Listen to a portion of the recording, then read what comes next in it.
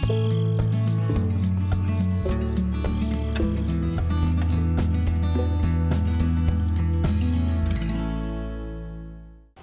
everyone, welcome to Gelvin Valley. Prepared for us by Wild Wes for Farming Simulator 15. We left off, finished up that other field, made our way over here to the final field. Whoops, looks like the gate doesn't want to open. Or maybe it does. Anyway, our final field over here, we're going to chisel out. Take our handy plow, turn this into an arable field because it's what we do. Well, let me see. F1, digging. Where's my, okay, allow create fields. O. And of course, we'll have to be careful on the outer round. So let me sink this puppy into the ground. There's the dirt. We've already taken a little grass out. Let me see if I can sneak through here. Probably shouldn't even come back to this here corner. But once again, it's what we do. I'll maybe leave a little bit of grass on the edge. And get down here and see. Yeah. I just need to stay away from the fence, and I think I'll be good.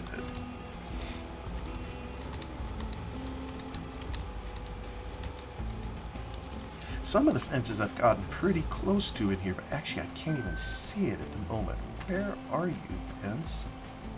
Somewhere in here? Wes always hides a fence somewhere in here. Maybe this one is just all in the hedge. Well, I'll just try to keep a little space. There's the fence between me and it, and hopefully we'll be square with the world. Yeah, so I got just a little bit more chisel work here to do, and then I'm gonna have the fun of trying to figure out what to put in here. I believe all the other arable fields right now I currently have in canola. Is that what I did? Let me just check for sure. Growing. Canola. Yeah, I don't think I have anything that's in something else. And I think part of the reason I chose a different crop is because the market is plugged on barley, for sure plugged on barley, because I've done that, I think, 2 growing seasons in a row, and I'm still fighting wheat. Matter of fact, I didn't even look, I may still have, nope, I don't. I'm out of wheat, but I'm slowly waiting for the prices to come back on barley.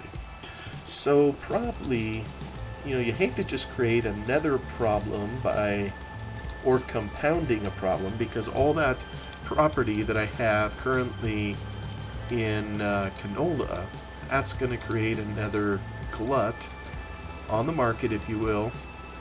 Am I doing okay coming up here? Definitely would need a hillside machine to do this proper. Sneak along here, try to leave myself some room.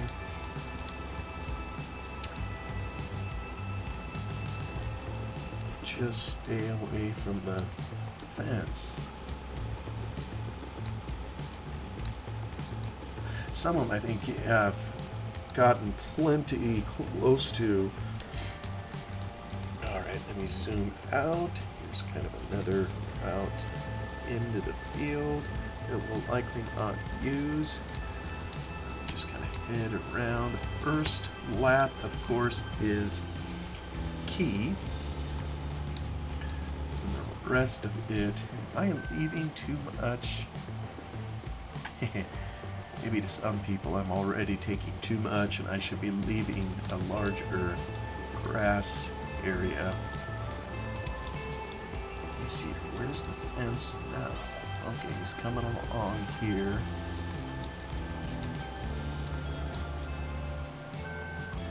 Oh, because the fence goes over there. I want to stay out of the stream as much as I can. Come up here along here. I thought at some point the fence returns to this side, but oh yeah, there it is. It's coming. So I don't know what I'll put in here. Maybe eventually, if you have enough crop, even at lower prices, you can still, or at glutted prices rather, maybe even then, as long as you have enough of it, you know, you could still make some coin. Did I do that? And I guess I did okay in that corner. Coming down along here, getting as close as I dare to the fence. Yeah, in here, when I was putting in all those planes for to show when it rains, you know, to show water in the trenches, right in here is when I discovered the terrain. There's a big dip out here in the middle, and it goes down, coming towards this hill, actually a little bit behind the tractor here, back over, kind of along in here. There is a dip, it's a low point versus a high point, you know, which would mean the stream keeps going. And I think Wes acknowledged that in one of his, it's got to be so hard to make a terrain in here and get it to all make sense, even from a hydrologic standpoint, let alone visual. And this is a highly visually appealing map. Alright, let's see if I can do this corner without grabbing the fence. There we go. I'm getting plenty close to it here. Where is that silly? Oh, there it is. You can just barely see it along here.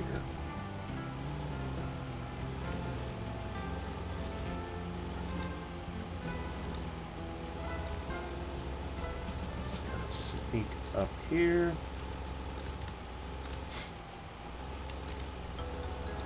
Yeah, that one fence post is out a little bit for some reason.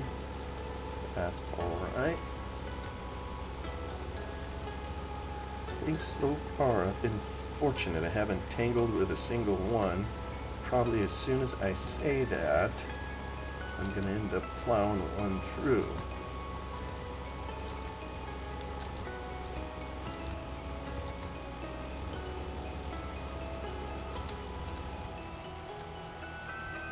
Yeah, it's probably not totally consistent as I come along here, but you know what? Close enough for government work.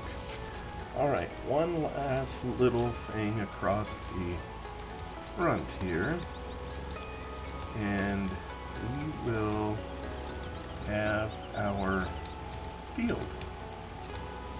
It's maybe a little close to the gate post. Boom! Okay, we have the outline.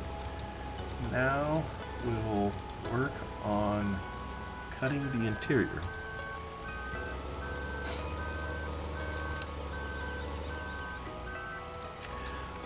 Last time, I think visiting in here, we talked about playing some of these older versions of the game, and I think I started to allude to some difficulties in finding mods and such for the older versions of the game. It's getting more difficult as sides die, and there's more I'd like to share on that. I think at some point, you know, I kind of have a Google Sheet where I've tried to get a lot of links to the old, to sites that still carry the old mods. I'd like to share that at some point. It's still being worked on. Probably is always going to be a work in progress, but I'll be talking more about that, I think, at some point. But I think for today, I mean, I'm doing this, it's a Thursday evening, that's the time of the week that it is. I had a special meeting this afternoon, And I don't know how those of you that manage to stomach listening to the drivel I say, oh, there's a rock.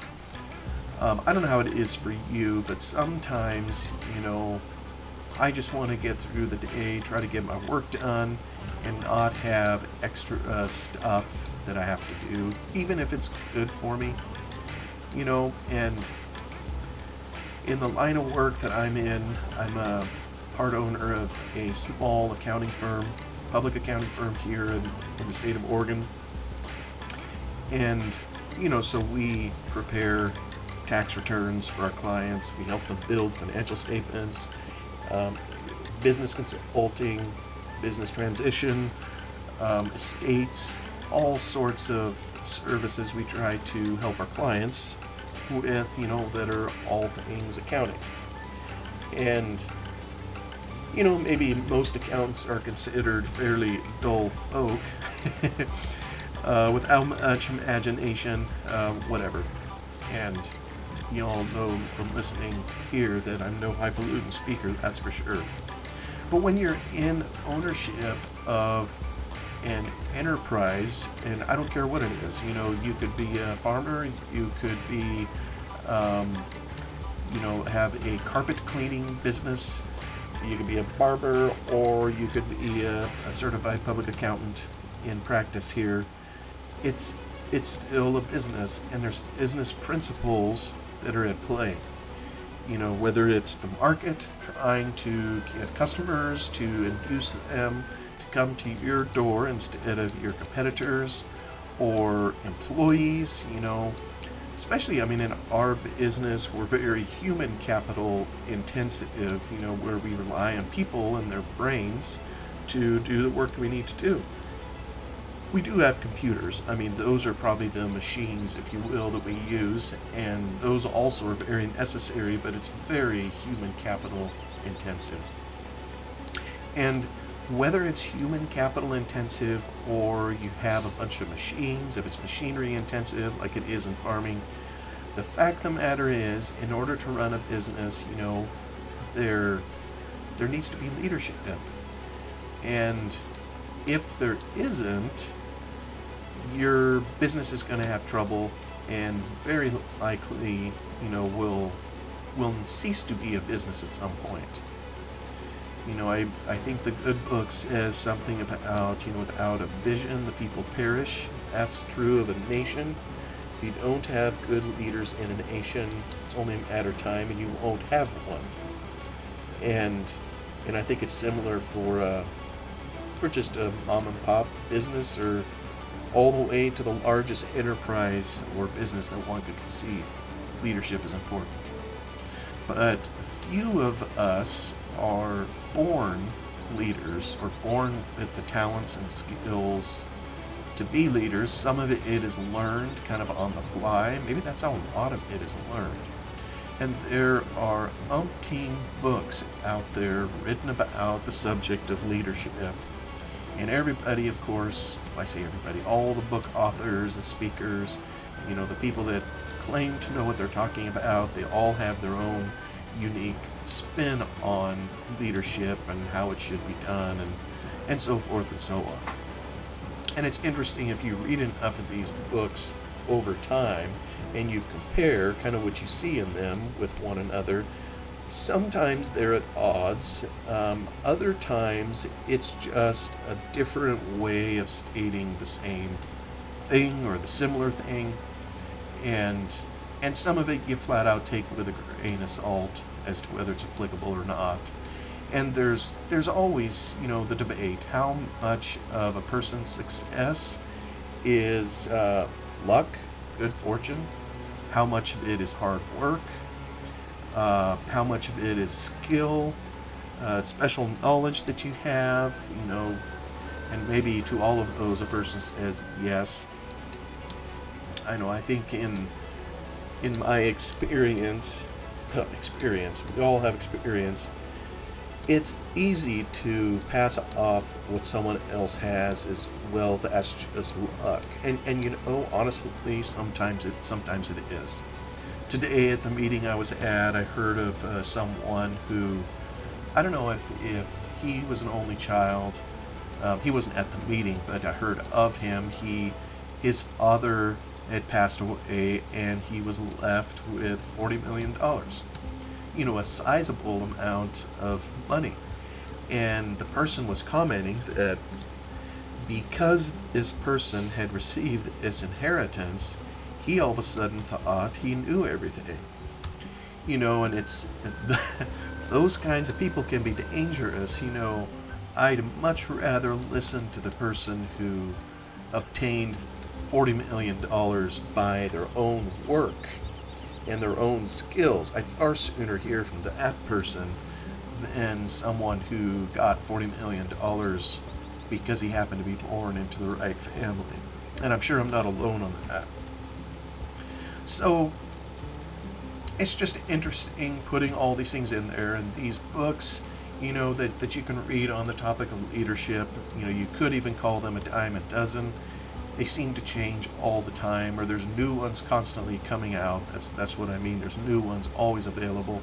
I remember in college we had to read a few of these types of books, and things were different back then, but I wouldn't say the principles are anything different from what they are today. It's just now, technology's changed. That's really all that it is. Human nature is still as bad or as good as it always has been, but the tools that we use are definitely different. So the purpose of today's meeting, I work with my father, and as he's gotten older, I know the topic of leadership has been very near and dear to his heart. I've worked with my dad, let me see here, probably, it's knocking on the door of, it's 25 years, give or take.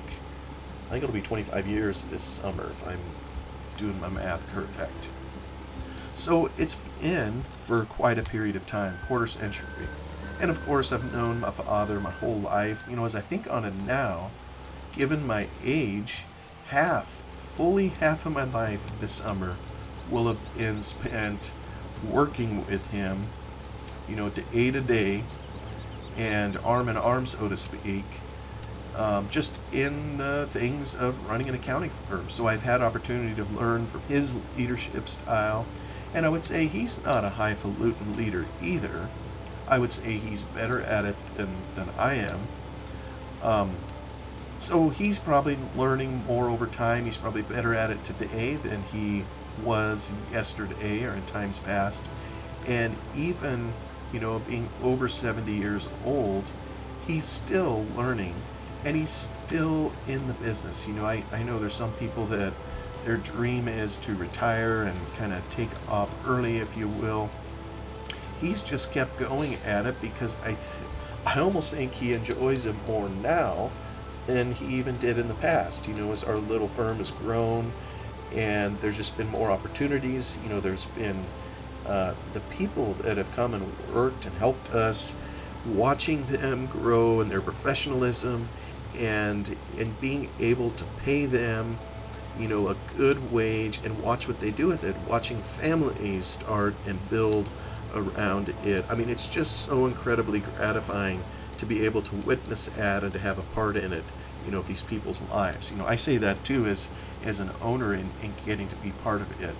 And so it's probably that as much as anything that keeps him around. But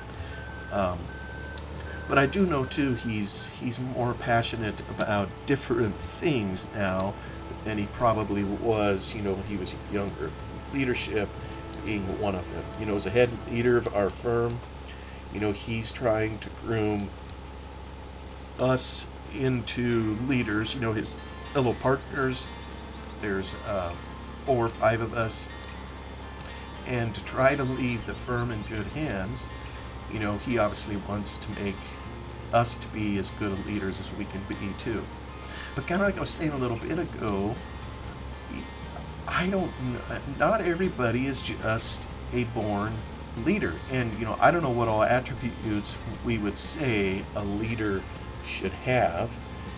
Maybe it's just knowing the right thing to do and when to do it. Maybe it's being decisive. Maybe it's knowing how to get the best from people consistently. And there's any number of things that a person could say that, yeah, those are the attributes of a good leader. And as I'm sure we all know, there's no one person that has every attribute of a good leader. And every leader is going to screw up at some point or other and make mistakes along the way. And there's always the age-old question, is a person born with these qualities, or can you learn them? Can you be taught them? And it's a hard question. You may have some people that fall on both sides of that. And I don't know, one little epiphany I had today, at least for me, because maybe this is a pessimistic approach, but a lot of times I've observed people either have some of these attributes or they don't. But I think I was mistaken in my thinking. I don't know that a person's inherent personality can ever be changed. We are what we are when it comes to how God made us inside. But what can change is what we learn and how we apply the things that we learn. Otherwise, why would we spend 12 years of our lives at least going to school? And some of us 4 more years or even more, going to college, universities, or whatever so-called higher learning. Why would we do that if people couldn't learn something and adapt and become something different from what they were previously? So I've kind of changed, I guess, my tune a little bit on that. We are who we are, and we need to recognize that. We can't just become someone that we're not. We're best in our own skin, but we can learn and try to apply it if we have the right attitude. So I don't know. I've job-loaned about a lot. And what do I know about leadership? I know I'm supposed to be a leader. I'm one of the owners. I'm responsible for, a significant area in our firm. And so it's my job to lead that area. And I don't know what other people feel when they're asked to oversee something. But and maybe it's just my own weakness, lack of confidence, whatever you call it. I don't see myself as some highfalutin leader. I'm willing to get my hands dirty and try to do this as best I can. And so anyway, I guess what I'm saying is I need all the help I can get. So my father, with his desire to learn more about leadership in some of his later years of practice here, some of the things he will do is sometimes pull together groups of people that he's acquainted with through the business world who have what I guess I would call business moxie. These are people, not just entrepreneurs, although some of them are. They may be managers of an institution, have specialized skills from all walks of life, or just have that it, whatever that it is, where they're able to lead people, have had experiences, maybe not all good experiences, but have also experienced a little success in their career and have something to say. That's one thing I've learned in my line of work, and I think it's just common sense. Nobody wants to hear from a loser. And in some ways, it's too bad, because I think the losers could also teach us all a thing or two. But nobody takes what they have to say seriously. And that's where maybe the element of luck sometimes plays in. I know I've met a few people in my career, not as many as the successful, I might add, but I've met a few people who were very strong leaders, decisive leaders, who gave it their best shot, did some things that are just incredibly well, let's just say I'm generally a risk-averse person. by nature. I mean, that's probably why I'm in accounting. Their moves, things that I never would have done. But these people just had the intestinal fortitude that it didn't keep them up at night, so they did it. But they also failed. And, looking at the pattern of their life, you could say, they tried and it was luck of the draw, and their luck ran out. They just couldn't make it all the way. But how different are those people from the others who would claim success?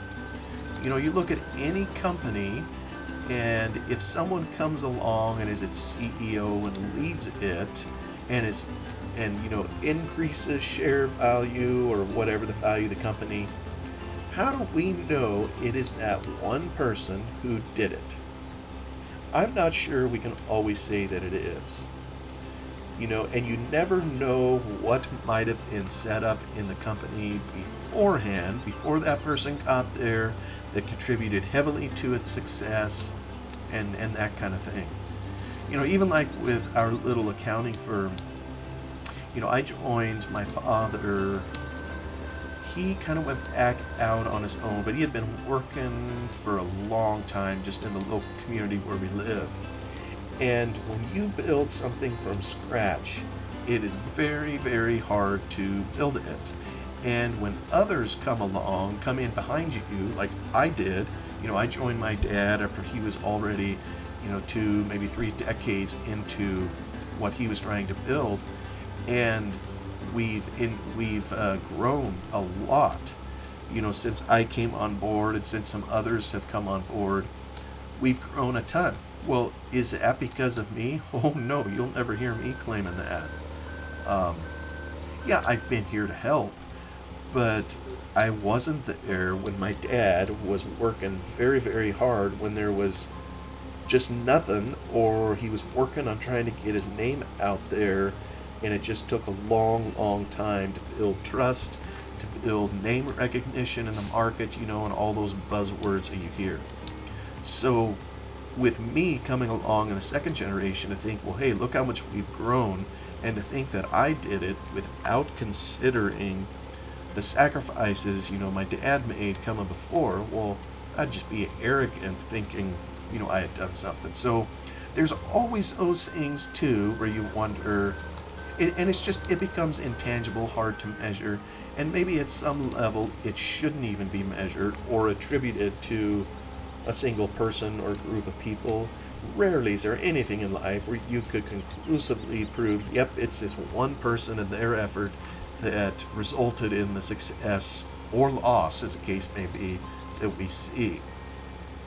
So it's just interesting to ponder those things, and it's interesting to watch the human being. Kind of like I said, nobody wants to listen to a loser. Even if he tried and did everything right, nobody cares about him. Oh no, they want to listen to the successful person, even if it can't be proven that the successful person did everything right, or that they did everything and it just so happened they were set up right and had some good fortune along the way. Doesn't matter. People want to listen to that person. They don't want to hear from the other. And I get it. We're all human in that regard. But today in this meeting, I keep getting off the point.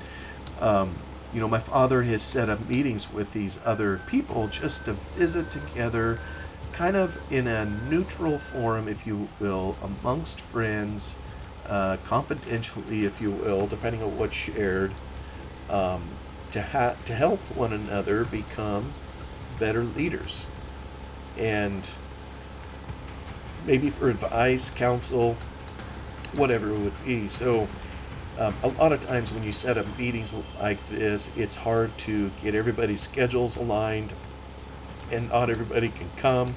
And so I wasn't even really invited to this initially. This was a second meeting with this particular group, and it's only because a few people didn't answer his RSVP that he grabbed me and another of our partners to try to come along too and be part of this meeting. Those are just some of the things you do as you grow something, I guess. Oh my goodness, I'm getting out of time. Here I've blabbed on and on kind of about what he's doing, and I'm almost out of time. I'd like to share a little about, what we did at this meeting, some of the discussion that we had over this book that one of the participants shared. Because I thought it was pretty interesting to see the perspective of this particular author. Although, like I say, any of these books out there, they're practically a dime a dozen. I don't mean to demean their value by saying that. You can always learn something by dipping your nose into a book and reading something. But there's so many of them out there. And you always got to ask yourself, too, well, who wrote this thing? What did they do with their life? And why should I listen to this person? Do they have, how do I know there's something there that's meat I can sink my teeth into and isn't just a bunch of fluff? So I think for me, attending the meeting today, some of the greatest value was just listening to some of these other guys talk about their situations, what they do, some of the things that is of interest to them, their experiences. And it was just over a couple of hours, maybe 3 all said. And yeah, I don't I don't anticipate anything I heard today is going to change me overnight. Might be good if it did, but was good nonetheless. Everything that we hear, of course, impacts us in some way as a person and shapes who we are, including when we come and drag a ripper through the fine soils of Gelvin Valley on this beautiful map. Well, that's all for the moment. I'm going to close the episode there. Thank you so much for coming by and watching me farm while job owning a little bit. You all have a wonderful day. I'll see you on the next one. Goodbye.